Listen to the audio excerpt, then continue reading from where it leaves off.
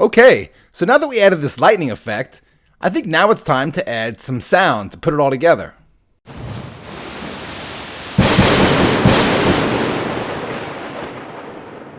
Okay, so let's get to it. First, why don't we start in our library? You see it's getting kind of sloppy. We have so many different assets now. So what we could do is organize it by adding here a new folder. I'll click, I'll add a new folder, and maybe I'll call this Lightning Assets. And inside of that folder, we could put in this folder, which is the original PSD, and we can put in the lightning bitmap and the copy of the lightning here. All right, maybe we can add another folder for sound. What I could do also is in my library, I like things to be organized. So you see how now I have one folder at the top and one folder near the bottom. I'm just gonna add a little underscore. So I'll do underscore sound, which pumps it right up to the top. I'll do that again for the lightning assets. Just add an underscore, press enter, and boom, now I have an organized library with the folders at the top. So we can import all types of sounds into Animate. I can import Adobe sound files, WAV files, AIF files, MP3 files, and more. But those are pretty much the popular ones that most people are using. All right, so why don't we import the sound? So I'm gonna go to File, Import, and when I import, I could either import to the stage or just to the library. So the first thing I want to do when I add sound is to add a new layer. There is no special layer or place to put sound in Animate, so it's always best to just add a new layer for every piece of sound as if it's a new audio channel. So I'm going to click here and I'll put waves. That's our first sound that we're going to import. And with keyframe 1 selected, I'll go to File, Import, Import to Stage. And when I import to the stage, it's also going to put my sound into the library. Here, I'll double click the waves, MP3. And now we can see the waveform here in the first keyframe on my timeline. And we also see now that it's placed here inside the library. So I'll click on the waves and I'll drag it into the sound folder. And now we have our wave sound. Nice. So if we click on this little wave sound or the first keyframe, we can then go to the properties panel. And we can see that there's a place in the properties panel for sound. So we also could have just selected our keyframe and then dropped down from here and selected waves. So there are two types of sounds in Animate. There are event sounds and streaming sounds. Event sounds, they must download completely before they begin playing, and then they can play completely until they're stopped by either an action script or if the sound is over. And then there's streaming sounds, which we're not able to use, unfortunately, with Canvas.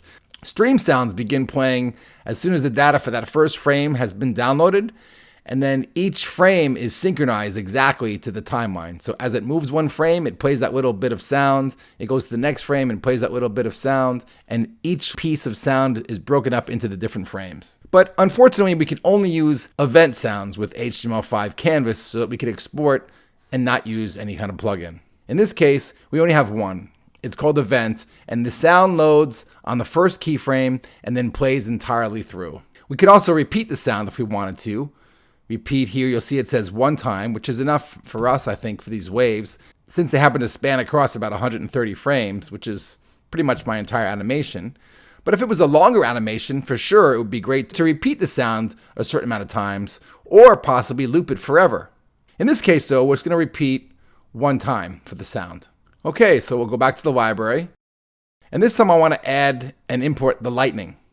But I don't want to import it to the timeline since we have to place it in 3 different places where the lightning is hitting.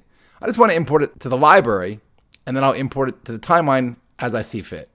So this time I'll go to File, Import, and instead of Command R, which is Import to Stage, I'm just going to import this straight to the library. I'll select the lightning sound and I'll double click it, and now it's imported into my library here, and I'll drag that also into my sound folder to keep everything organized. And now I'll go down to the timeline and see when the lightning hits, right about there. I'll add a new layer. I'll call it lightning. And then right about there, I'll add a keyframe. So I'll click on the new insert keyframe icon here. And there's my keyframe. I'll click on it to select it. And I'll go back to my properties panel. And this time you'll see we're in the frame section of the properties panel, and you'll see the sound section, and we can drop down and see all of the sounds that we currently have in our library, which is just the lightning and the waves. And I'll select the lightning. And I'll do that again. I'll add another layer. We'll go down the timeline to see when the lightning hits once again, right there. And again, with that layer selected, I'll add a keyframe. I'll double click, call this lightning. And again, I'll click on this keyframe to select it, go back to the properties panel and select again lightning. All right, so we have one more instance to add of lightning, and that's going to be right about here at a frame 66 for me. And another way we can do this is to duplicate the layer.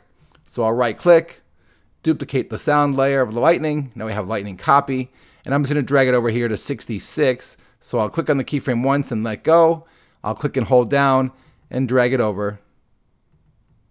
So it starts at about frame 66. All right, there we go. We do have a little bit of trailing garbage here because the sound is overextending my timeline. So I can just click and drag, select these little layers here, and then right click, remove frames, or press Shift F5. So now our timeline is getting busy, as you see. We have 3 different layers for the audio for lightning and 1 for the waves. So maybe we can organize this as well by adding a new folder. So I'll click add a new folder. I'll call this audio or sound.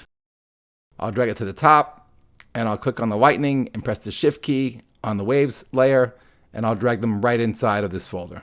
I can collapse it. Now it's nice and neat, and I'll press Command Enter to test.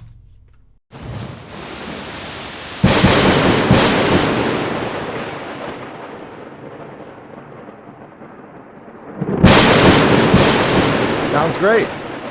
That's it. I hope you enjoyed this tutorial on sound. We'll see you next time.